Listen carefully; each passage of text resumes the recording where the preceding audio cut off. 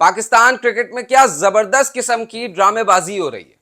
मतलब आप ड्रामेबाजी का एंड ही नहीं देख सकते। पाकिस्तान क्रिकेट में हर रोज एक नया ड्रामा होता है। अब फखर जमान और बाबर आजम के हवाले से कहा गया कि जनाब ये इंजर्ड हैं, लेकिन दूसरी जानिब फखर जमान जाकर नेशनल टी20 कप में एबटाबाद की कप्तानी कर लेते हैं और बाबर आजम मुसलसल अपनी इंस्टाग्राम स्टोरीज पर अपनी तस्वीर पर इमोजीज लगा के शेयर करके एक नई बहस छेड़ रहे हैं। मतलब ये ड्रामेबाजी नहीं है तो और है क्या? पाकिस्तान क्रिकेट का मजाक बनाया हुआ है ये। एक तरफ सेलेक्टर्स आकर कहते हैं जनाब हमारे मेन प्लेयर्स जो हैं वो इंजर्ड है, टी20 वर्ल्ड कप के बाद उनकी मेडिकल रिपोर्ट्स आई हुई हैं, वो इंजरी से दो चार हैं, हम तो उनकी इंक्वायरी करवाएंगे। और दूसरी जानेब यहां पर फखर जमान जाकर एबटाबाद की कप्तानी करते हैं, वहां पर पूरा मैच खेलते हैं। बाबर आजम यहां पर सैर सपाटे कर रहे हैं, वो तस्वीर लगा के इमोजीज लगा के इनडायरेक्ट मैसेजेस दे रहे हैं। फिर सोने पे सुहागा बाबर आजम के वालिद साहब आकर एक और इनडायरेक्ट मैसेज देते हैं, इतना बड़ा सा पोस्ट लिखते हैं बाबर आजम के लिए कि जी ऐसा हो गया वैसा हो गया और ये नहीं बोलेगा, यूं नहीं करेगा, ऐसे नहीं करेगा, वैसे नहीं करेगा। और लोग एक अलग, मतलब हर क्रिकेट फैन को इन्होंने ट्रक की बत्ती के पीछे लगाया हुआ, हर क्रिकेट फैन को। मतलब इनको इनको ना शर्म आती है, ना इनको एहसास है कि यार पाकिस्तान क्रिकेट का क्या सत्यानाश हो गया है। इनको कोई फर्क नहीं पड़ रहा। इनको एहसास नहीं हो रहा कि पाकिस्तान क्रिकेट अगर अभी नहीं तो फिर कभी नहीं और खत्म हो जाएगी। करोड़ों रुपए, लाखों रुपए इनकी तनख्वाहें हैं। सेलेक्टर्स की बात की जाए या फिर बात की जाए खिलाड़ियों की, लाखों रुपए करोड़ों रुपए इनकी माहाना आमदनी है। तो इनको क्या फर्क पड़ता है? क्रिकेट फैंस रोते रहें, वो जलील होते रहे इंडिया के आगे, वो इंडियन टीम के फैंस के आगे जलील होते रहे, क्या फर्क पड़ता है इनको? वही चेहरे चेंज हो कर वापस आते हैं। पहले उनको निकालते हैं, फिर उनको डालते हैं, फिर उनको निकालते हैं। और फिर ये प्लेयर्स भी तो खुलकर कहें ना, ये क्यों चुप रहते हैं? ये इनडायरेक्ट इमोजीज लगा के जो बाबर आजम हरकतें कर रहे हैं इंस्टाग्राम पे, इससे पहले तो उनकी इतनी स्टोरीज नहीं आती थी जितनी ये 3-4 दिनों में आई है, जब से आकिब जावेद ने बयान दिया है कि जी बाबर आजम इंजर्ड है। उसके बाद से जितनी तस्वीर उन्होंने अपनी स्टोरीज पे लगाई, इससे पहले तो हमने नहीं देखा बाबर आजम को ऐसे स्टोरीज लगाते हुए। और स्टोरीज चले लगा भी नहीं, अपनी तस्वीर उसके साथ इमोजीज लगाते हुए हमने इस तरीके से तो नहीं देखा।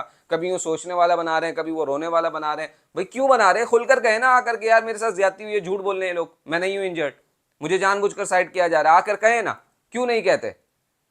बात यह है कि ये सारे एक ही हमाम के नंगे, सब ये अपने उल्लू सीधे करने के चक्रों में है।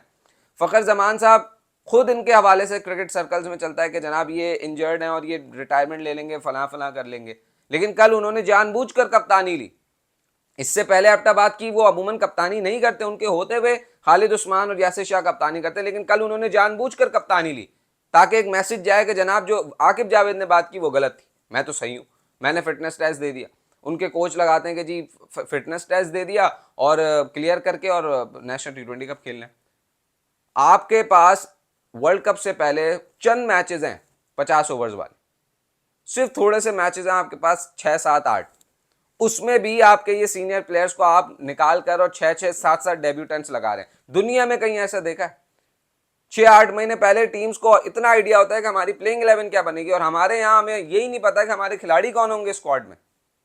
वो एक साल पहले से अपनी पूरी प्लानिंग लेकर चलते हैं, इसीलिए उनकी परफॉर्मेंसेज ऑन टॉप होती हैं, इसीलिए वो हर मैच जीतते हैं। भारत की एग्जांपल ले लें अगर आप, तो वर्ल्ड कप्स और चैंपियंस ट्रॉफीज और एशिया कप्स ऐसे ही नहीं जीत रहे, वो साल साल भर की प्लानिंग के साथ जीत रहे हैं। उनको साल पहले पता होता है कि अगले टूर्नामेंट में हमारी प्लेइंग 11 क्या होगी, हमें अगले टूर्नामेंट का स्क्वाड तक नहीं पता होता।